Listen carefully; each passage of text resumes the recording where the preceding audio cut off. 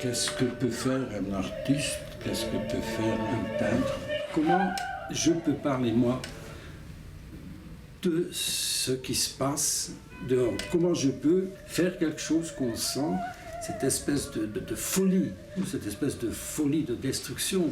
Il y a des guerres voulues, volontairement, déclenchées, sans raison, par exemple ce qui se passe en Irak. On a voulu cette guerre, on a voulu cette souffrance, on a voulu absolument d'y aller, etc. Et de voir ce monde qui est complètement dévissé, qui est complètement chaotique, tu as le devoir d'alerter, d'être concerné. Comment je pourrais trouver quelque chose, une sorte de langage, une sorte d'écriture qui parle de tout ça sans le nommer. Tu ne peux pas faire abstraction du monde à l'extérieur. Et ce monde-là, je veux, avec mes moyens à moi, trouver la solution pour parler de ce monde-là.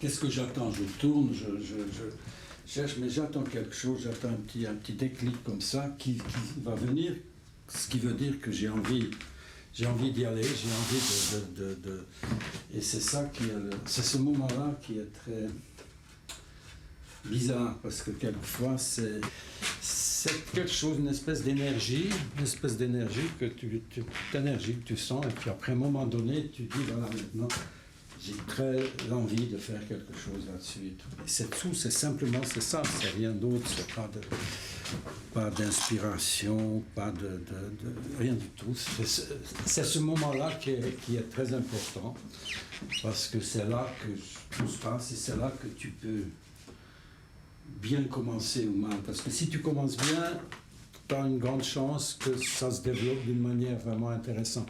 Si ça commence mal, alors là, il faut terriblement changer, recommencer, etc., pour aboutir, pour amener ça, tout ça quelque part. C'est pour ça que c'est très... Voilà, et il fait chaud aussi ici. Puis c'est la nuit comme ça, j'aime bien, tu vois, j'aime bien venir ici la nuit, comme ça, assez tard, il n'est pas encore tard, mais... Et alors, souvent, je mets aussi les choses, parce que c'est petit en fait, c'est pas grand chose, c'est 5 mètres sur 5. Alors, quelquefois, j'aime bien regarder de loin, j'ouvre la porte comme ça, je sors. Et puis j'aime bien.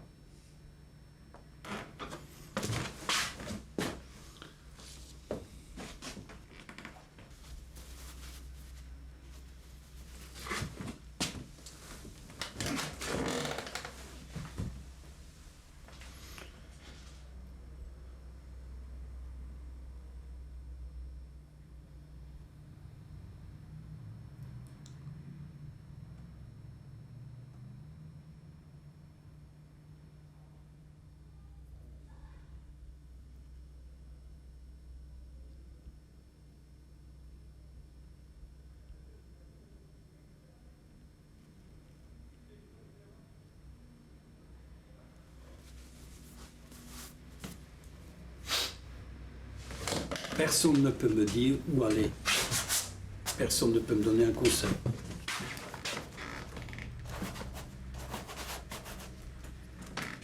Vraiment, personne ne peut t'aider.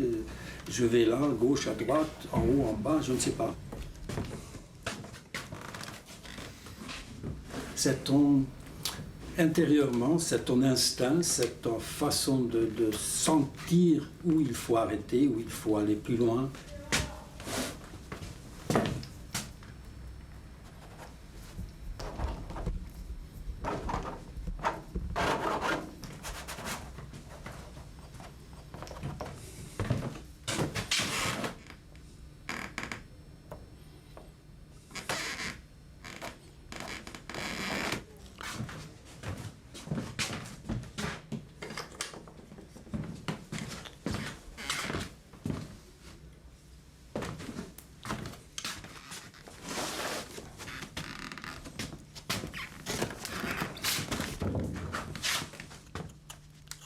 Tu peux aller n'importe où, tu peux tout faire, tu peux aller n'importe où, et ça, cette grande liberté qui est assez vertigineuse.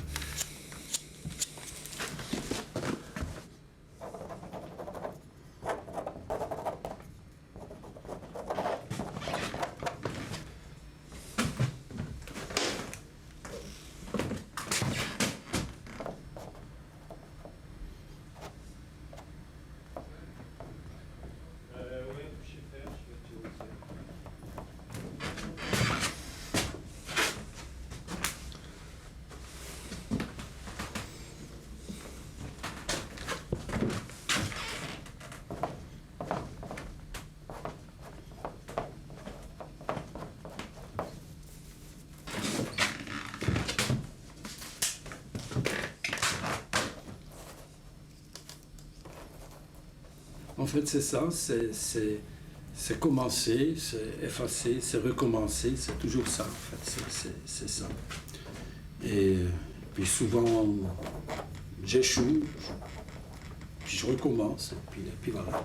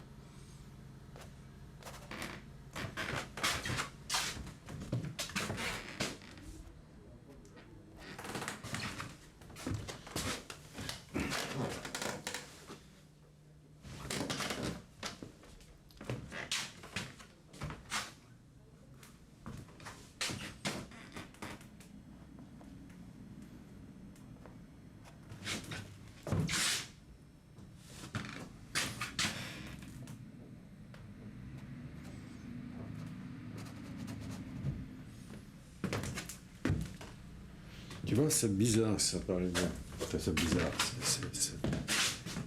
c'est étonnant. Bon, ici, je n'arrive pas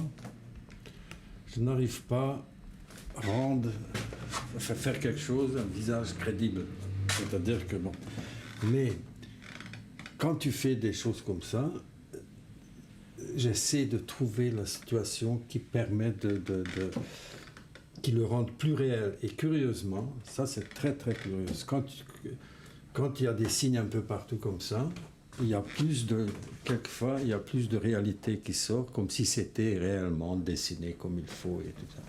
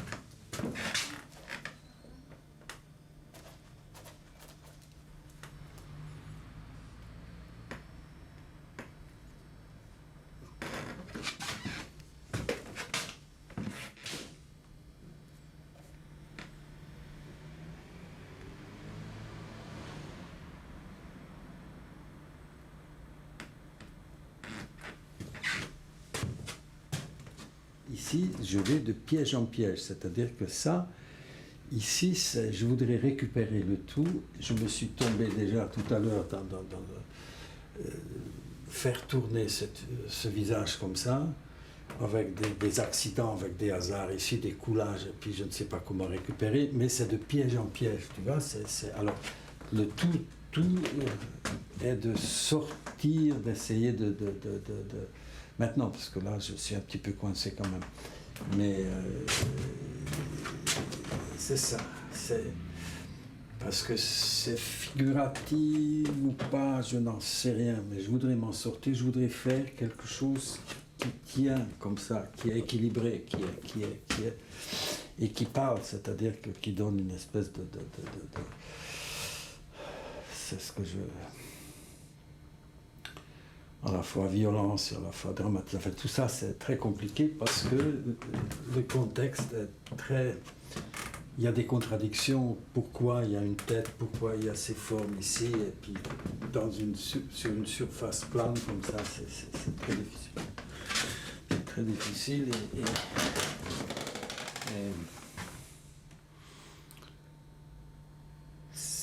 en fait, c'est organiser tout ça, c'est ça le problème. C'est organiser, c'est toujours la même chose, c'est terminer quelque chose, et c'est très difficile, c'est extrêmement difficile. Enfin bref,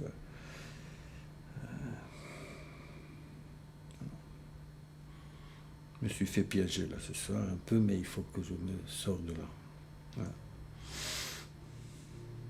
C'est ça la grande difficulté.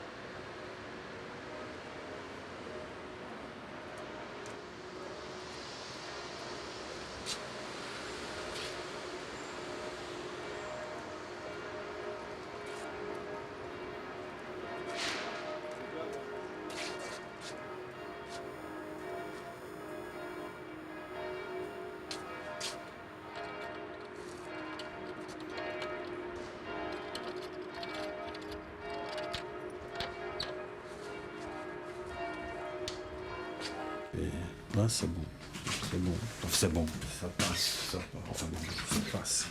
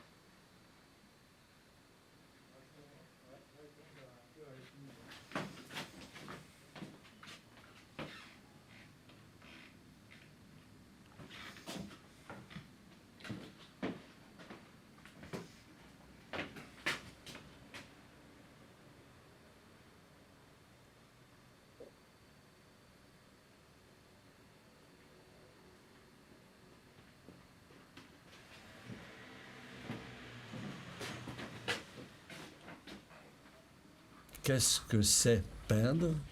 La seule réponse, c'est l'émotion. Pour moi, c'est essayer de trouver les moyens, un langage aussi qui permet de toucher les gens les plus directement et le plus immédiatement, c'est ça.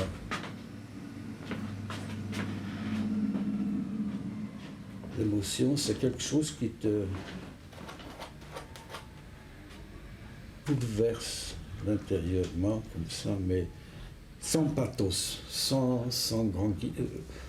des grands mots comme ça. Tu regardes et tu es ému, tu as quelque chose, tu sais que quelque chose qui se passe là et qui te parle à toi. Pourquoi ça parle? Parce qu'il y a quelque chose de mystérieux là-dedans. Et ça, j'ai pas peur des mots de dire ça.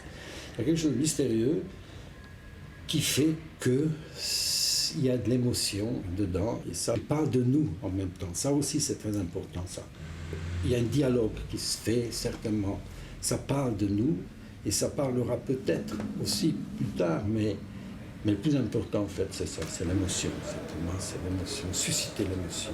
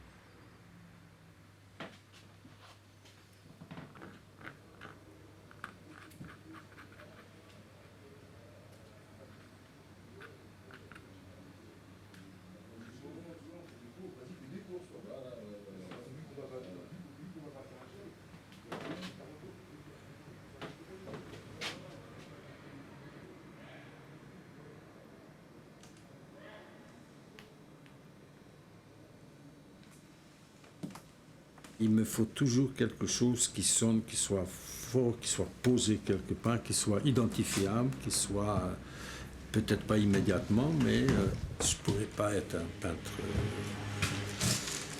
abstrait. Non, ça, je ne peux pas.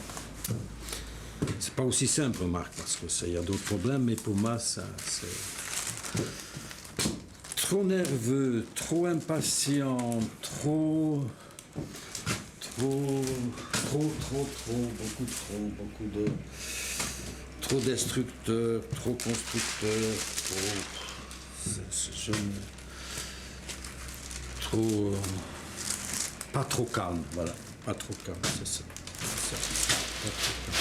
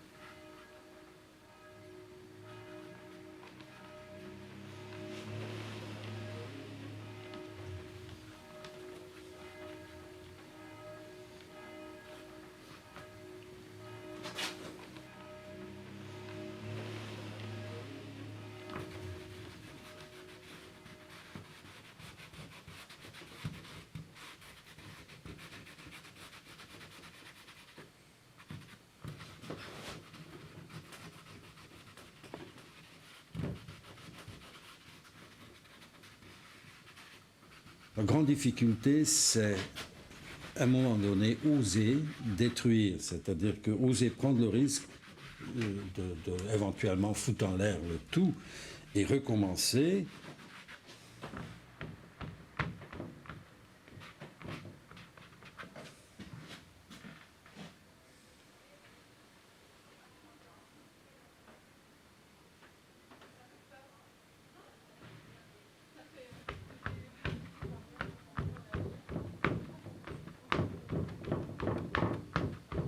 Et c'est en ce moment-là, il y a quelque chose, quelquefois, pas toujours, qui se déclenche, qui fait que le tableau change complètement et devient viable. C'est-à-dire que j'ai trouvé quelque chose de totalement différent de ce que je voulais faire au départ. Et voilà.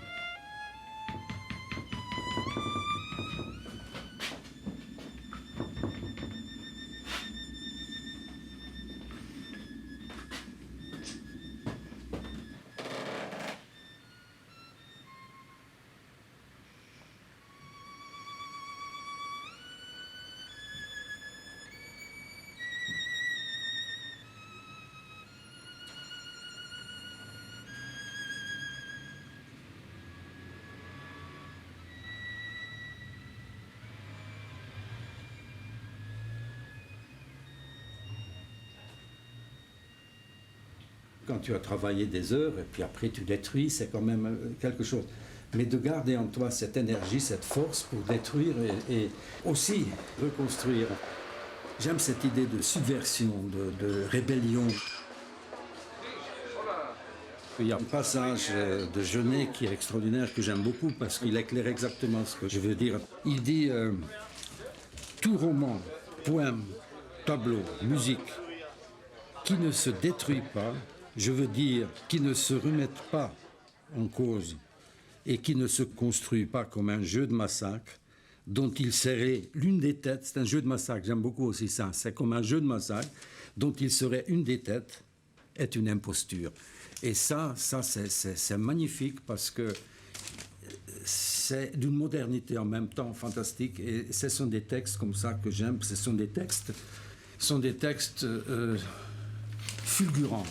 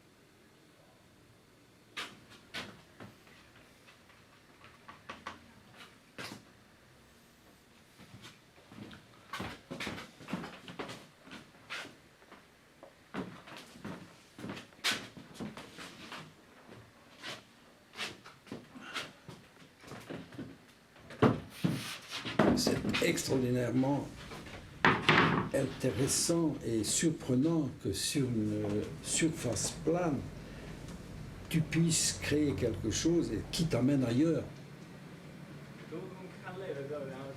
Aller ailleurs, c'est ça, c'est surtout ça, c'est aller ailleurs et avoir une autre perspective, une autre... Il y a des endroits et des moments qui sont quasiment... qui ne sont pas finis, qui ne sont pas achevés et qui me permettent d'aller ailleurs à cause de ça.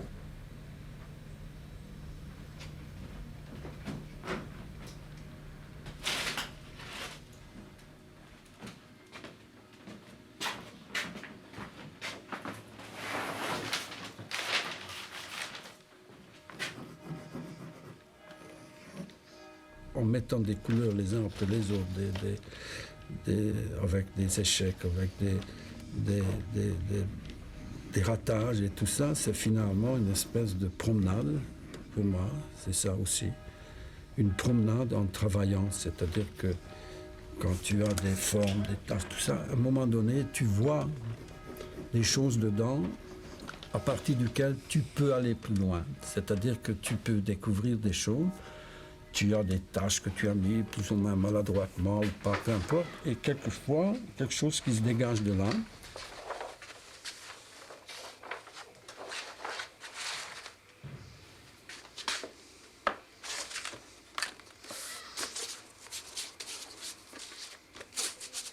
La peinture, quelquefois, me guide. La peinture seule, comme ça, avec ses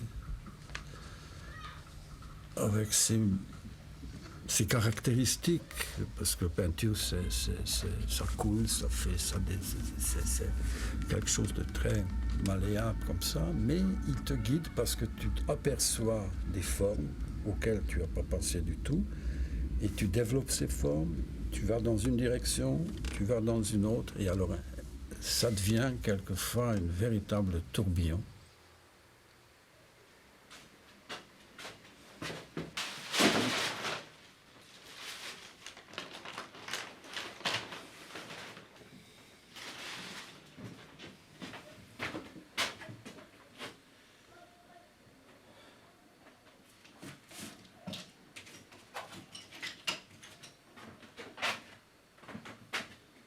En même temps, il faut avoir la tête froide aussi, il faut pas se laisser aller, il faut pas se laisser dominer trop, Enfin, tout ça, c'est ça aussi, la peinture.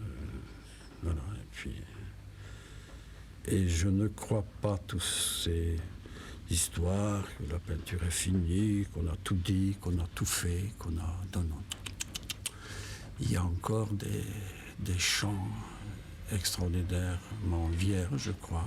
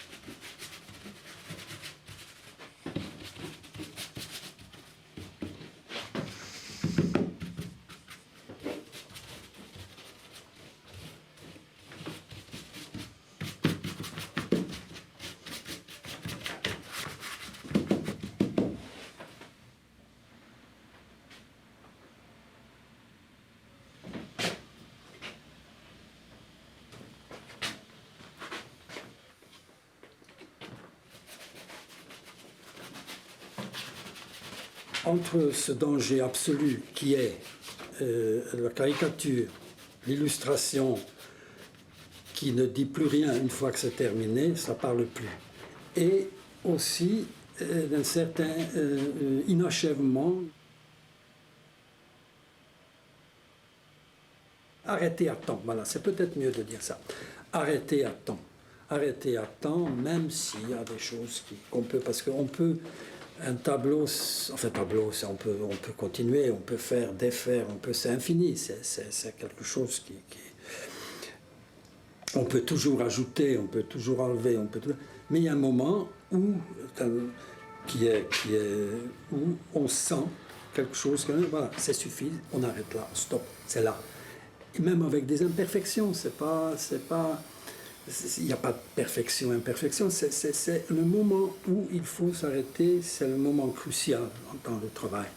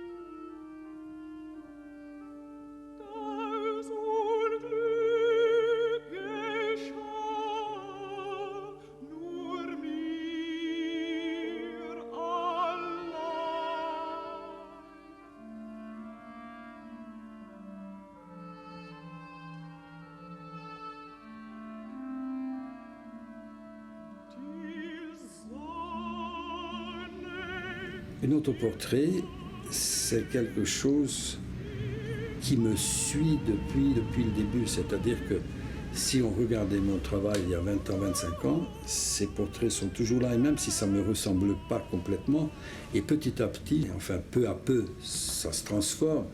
Il y a des effacements, il y a des recouvrements, il y a des griffures, il y a des lignes à travers, et quelquefois, avec ces choses désordonnées, il y a une ressemblance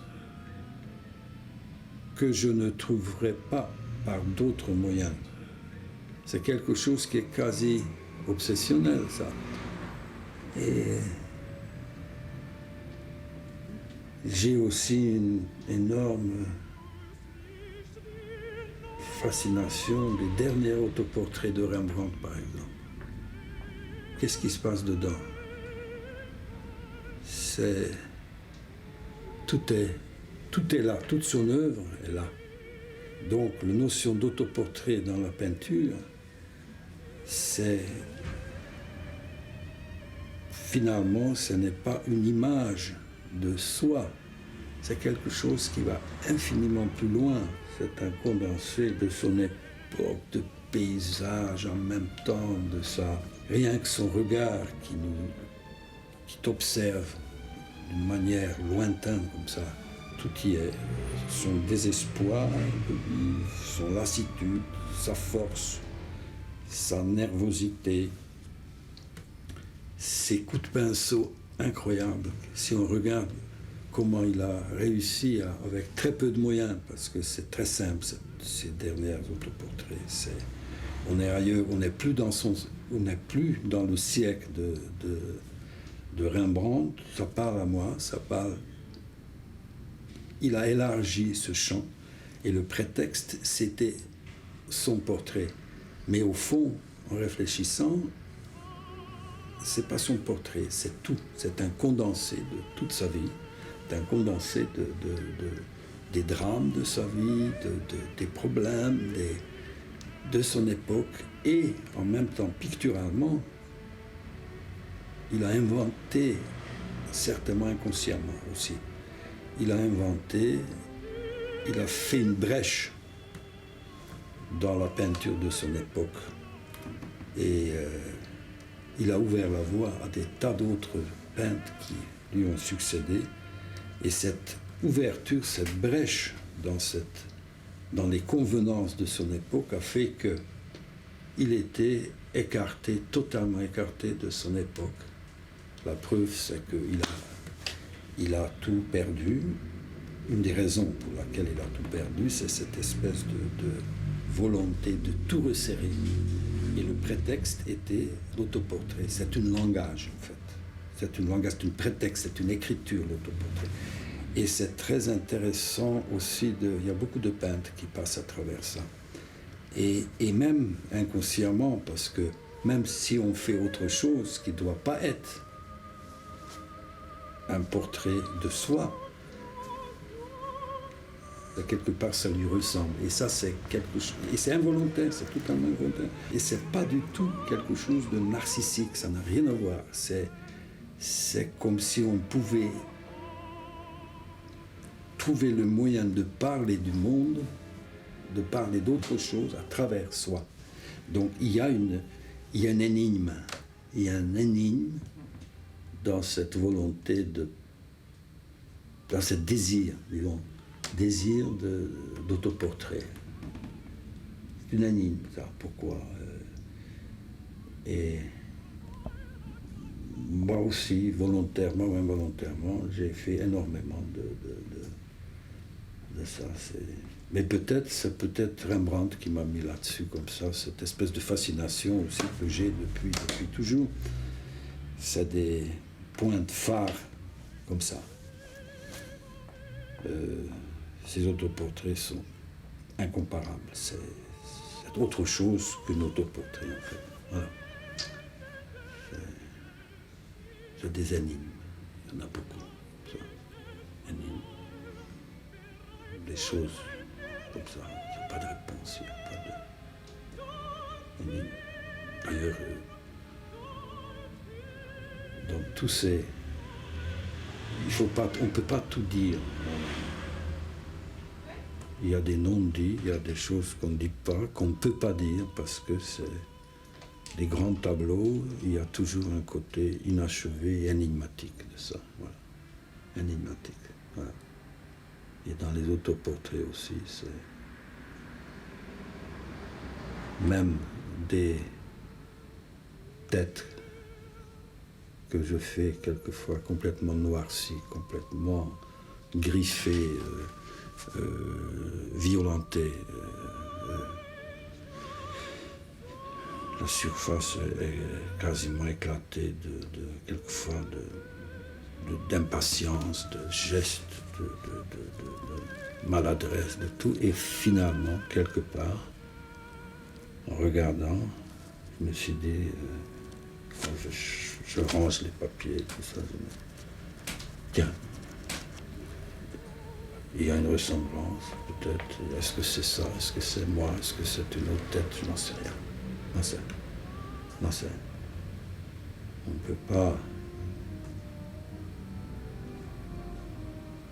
ne On ne peut pas parler de difficile, on ne peut pas parler de peinture en fait. Réellement, sérieusement, mais on ne peut pas. On peut survoler, on peut contourner ce qu'il y a, mais c'est énigmatique tout ça.